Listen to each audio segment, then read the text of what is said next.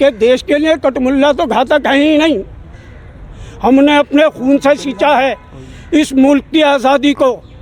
अंग्रेज़ों को भगाने में शायद इस जज का हाथ ना हो, लेकिन हिंदू, मुसलमान, सिख, ईसाई, अंबेडकर, नेहरू, गांधी, मौलाना आज़ाद, सबका हाथ था। जितने बाबा साहब डॉक्टर अंबेडकर दलित के थे उतने मुसलमान के थे, उतने सिख के थे, उतने ईसाई के थे, क्योंकि उन्होंने दस्तूर दलितों के लिए नहीं पूरे मुल्क के लिए बनाया है, पूरी कौम के लिए बनाया है। अगर जज ये समझता है कुर्सी पर बैठकर कि साहब मैं एक कौम का हूँ और मैं उसके हक़ में फैसला करूँगा, तो उसे जज बनना ही नहीं चाहिए। और ये लोग ये समझते हैं कि हम अम्बेडकर से बड़े हो गए, हम जवाहरलाल नेहरू और गांधी से बड़े हो गए।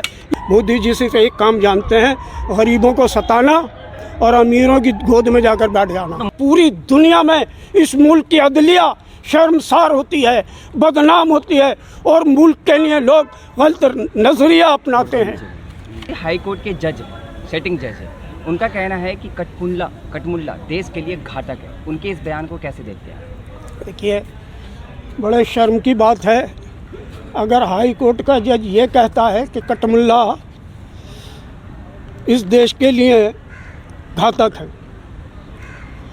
इन्हीं कटमुल्लाओं की औलाद तो था हवलदार अब्दुल हमीद, ब्रिगेडियर उस्मान शहीद, APJ अब्दुल कलाम, मौलाना अबुल कलाम आज़ाद, अशफाकुल्लाह खां। ये किसकी औलाद थे? हम उनकी औलाद थे, वह हमारे बुज़ुर्गों की औलाद थे। और अगर ये घातक हैं तो मेरे लिए कोई शर्म की बात नहीं है। ये तो उस जज को शर्म आनी चाहिए, उस जज को शर्म आनी चाहिए कि वो अपने देश के करोड़ लोगों को कहता है कि ये इस देश के लिए घातक हैं। मैं आज आपसे कहता हूँ कि ये लोग जिनको वो कह रहे हैं कटमुल्ला ये घातक हैं, वो घातक नहीं, घातक इस देश के लिए वो हैं जो अदालत की कुर्सी पर बैठकर ये सोच रखते हैं कि इस मुल्क का एक बड़ा तबका इस मुल्क के लिए घातक है। मैं आज से एक बात बड़ी सफाई के साथ कहना चाहता हूँ, इस मुल्क का ना हिंदू, ना मुसलमान, ना सिख, ना ईसाई, ना दलित, ना आदिवासी, ना पारसी, ना जैनी, ना बौद्धिस्ट, कोई इस मुल्क के लिए घातक नहीं है। इस मुल्क के लिए अगर कोई घातक है तो वो घातक है जो बैठता इंसाफ के लिए है और इस मुल्क को बेनाइंसाफ़ी के गार में ले जाकर डाल देता है, जिससे पूरी दुनिया में इस मुल्क की अदलिया शर्मसार होती है, बदनाम होती है, और मुल्क के लिए लोग गलत नजरिया अपनाते हैं। मेरा अगला सवाल है आपसे कि देश किसी समाज या बहुसंख्यकों की इच्छा के अनुसार चलेगा या संविधान के अनुसार चलेगा? देखिए, देश दस्तूर से चलते हैं, यही देश नहीं, सारी दुनिया में जितने मुल्क हैं सब दस्तूर से चले हैं।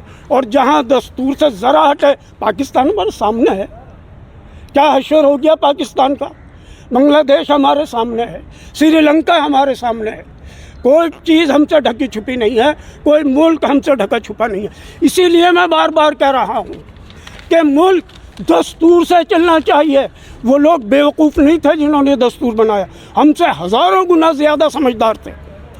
वो नरेंद्र मोदी से, अमित शाह जैसे लोगों से बहुत ज़्यादा समझदार थे। ये लोग तो उनके कदमों की धूल नहीं है, सही कहता हूँ आपसे।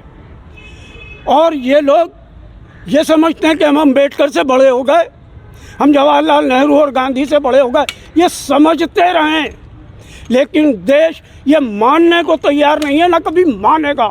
और जिस दिन ये मान लिया देश ने, उस दिन इस देश का बेड़ा गर्क हो जाएगा, सत्यानाश हो जाएगा। क्यों?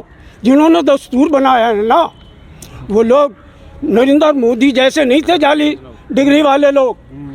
उन्होंने खून पसीना एक करके ये हासिल की थी डिग्रियां, और उन्होंने जो दस्तूर बनाया है ना, ऐसे ही नहीं बनाया, रात दिन एक किया है, सालों लगाए हैं इस दस्तूर को समझने के लिए, जब जाके दस्तूर तैयार हुआ है नरेंद्र मोदी ने।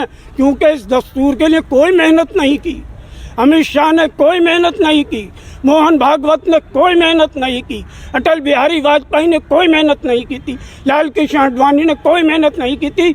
इसीलिए इनको इस दस्तूर की कदर नहीं है। भारत का संविधान बहुमतवादी नहीं बल्कि लोकतांत्रिक है। लोकतंत्र में अल्पसंख्यकों के सहित सभी वर्गों के अधिकारों की रक्षा की गारंटी दी जाती है। ऐसे एक सेटिंग जज के इस बयान को कैसे देखते हैं? मैं उसकी मजम्मत करता हूँ, बिल्कुल मजम्मत करता हूँ। इस मुल्क में कोई शहरी हो, उसका धर्म कुछ भी हो, किसी तरह से वो मानता हो और ना भी मानता हो, सबके बराबर हक हैं। ये देश दस्तूर से चलता रहा है और आगे भी दस्तूर से चलेगा। और अगर किसी को ये गलतफहमी है कि हम इस दस्तूर को हटाकर कोई और अपना मनपसंद दस्तूर ले आएंगे, तो वही लिख कर रख ले, दस्तूर तो यही रहेगा मगर वो नहीं रहेगा। ओबीसी ने बाबा साहब भीमराव अम्बेडकर का बयान कोट किया है कि जैसे राजा को शासन करने का कोई दिव्य अधिकार नहीं है, वैसे ही शासन करने का कोई दिव्य अधिकार नहीं है। इस ओबीसी के बयान को आप कैसे देखते हैं? देखिए, बिल्कुल सही है।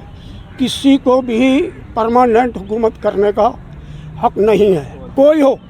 ये दस्तूर और ये मुल्क की डेमोक्रेसी इसीलिए बनाई थी कि अगर मैं गलत करता हूँ आप मुझे हटा दें, इनको ले आए। अगर आप गलत करते हैं आपको हटा दें, इनको ले आए।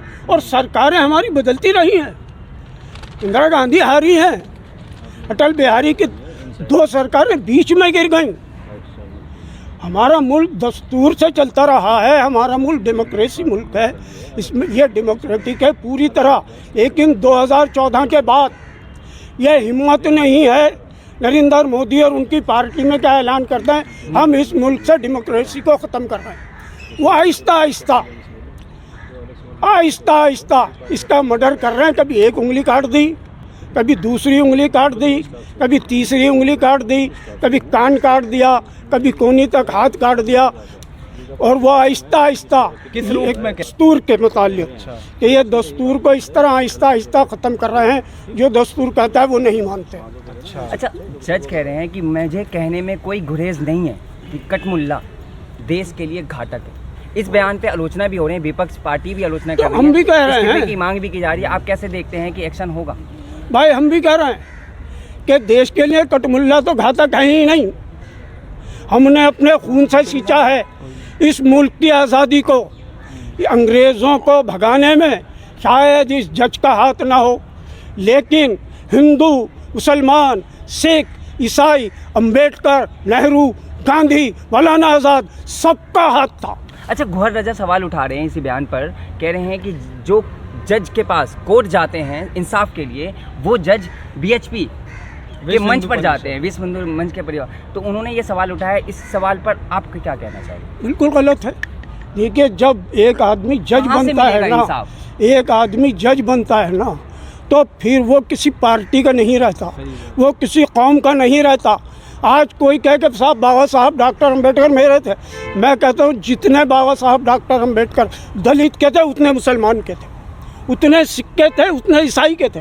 क्योंकि उन्होंने दस्तूर दलितों के लिए नहीं, पूरे मुल्क के लिए बनाया है, पूरी कौम के लिए बनाया है।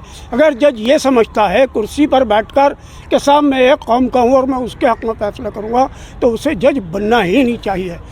कई वकील सामने आए, उन्होंने कहा है कि इस नफरती भाषण पर इस जज के खिलाफ मुकदमा दर्ज होना चाहिए। देखिए, मैं बहुत ज़्यादा कानून का जानकार नहीं हूँ, ये तो वही मशवरा देंगे। लेकिन हाँ, इतना जितना मैं समझता हूँ उसकी रोशनी में ये कह सकता हूँ कि इस जज को तो उसी वक्त हटा देना चाहिए था सरकार को। अच्छा, आखिरी सवाल है, योगी जी कहते हैं कि जो संभल में हो रहा है, जो बांग्लादेश में हो रहा है, दोनों का डीएनए सेम है। हाँ, डीएनए तो सेम है, क्योंकि वो भी तो हिंदुस्तानी ही था, डीएनए तो एक हो गई। भाई, लाल कृष्ण आडवाणी कहाँ से आए थे? पाकिस्तान से तो आए थे। अगर इनका डीएनए ढूंढेंगे तो वही आएगा, क्योंकि ये तो तीनों मुल्क, पाकिस्तान, बांग्लादेश, हिंदुस्तान, एक ही मुल्क था, डीएनए एक है, बिल्कुल एक है, और ये अलग हो भी नहीं सकता, समझे।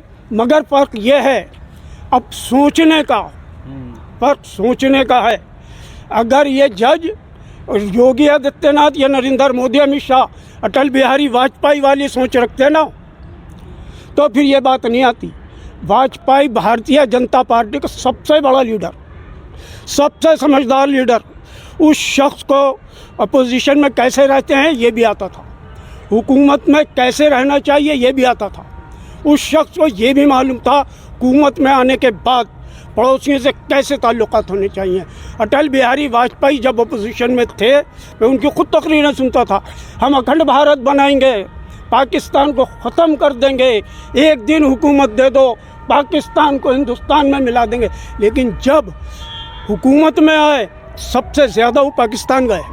किस लिए गए हैं? कि दोस्ती का हद बढ़ाने के लिए। ये पाकिस्तान की नालायकी थी कि उसने दोस्ती नहीं की वाजपेयी से। मोदी जी ये नहीं जानते। मोदी जी सिर्फ एक काम जानते हैं, गरीबों को सताना और अमीरों की गोद में जाकर बैठ जाना। तो मोदी जी कह इसके रहे हैं अलावा कुछ नहीं आता विश्व उनको। गुरु बन रहा है देश। मैंने कह तो दिया था वहाँ पर, हमारा जो विश्व गुरु है ना, ये नरेंद्र मोदी आरएसएस का दुम छल्ला है। जो आरएसएस ने किया वो ये करते हैं। वहाँ बिल्डोज़र चलता था, ये भी चलाना वहीं से सीख के आए। वहाँ अपोजिशन की सुनवाई नहीं होती, ये भी वही कर रहे हैं, अपोजिशन को नहीं सुनते। अच्छा, मोहन भागवत का कहना है कि बाबरी मस्जिद के बाद कि अब हर मस्जिद में मंदिर क्या ही ढूंढना, लेकिन बदायूं, संभल, जामा मस्जिद, अजमेर, कैसे देखते हैं? देखिए, अगर मोहन भागवत अपनी इस बात के लिए ईमानदार हैं और मजबूत हैं, तो उन्हें आरएसएस से और बीजेपी से सख्त लहजे में कह देना चाहिए कि आइंदा आप ये बिल्कुल नहीं करेंगे। सिर्फ ये बात कहने से, घर में खामोश बैठ जाने से मैं ये मानने वाला नहीं हूँ कि मोहन भागवत इस मामले में सच्चे हैं। अमल से साबित करना होता है जब बात समझ में आती है। शुक्रिया आपका। शुक्रिया।